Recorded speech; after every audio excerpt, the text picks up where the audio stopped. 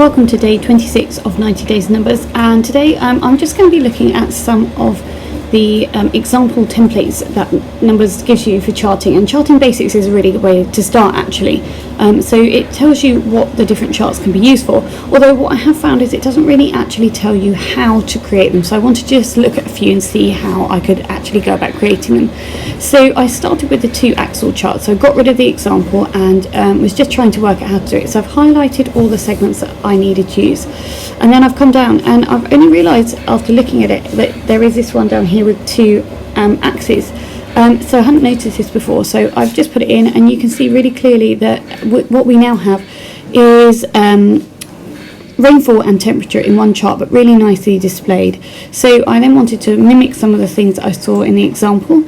So I added on some labels, so I could actually add the values and label them down the side by just double clicking on those, so it was really clear which one was which. And then I also wanted to format some of the tables so it actually looked like what we had seen previously. So I wanted to round off some of the corners, so I realised that actually you can just do the outside corners, and I fiddle around with the gap between the columns. I found what I liked, so I've rounded the corners here on style and general, and then made it the outside corners over only, so I've got that nice rounded edge at the top there. And then I also wanted to make it so it's sort of a bit more of a wavy line, again like the example. So I've gone up to style here again, but I realised this wasn't actually where it was.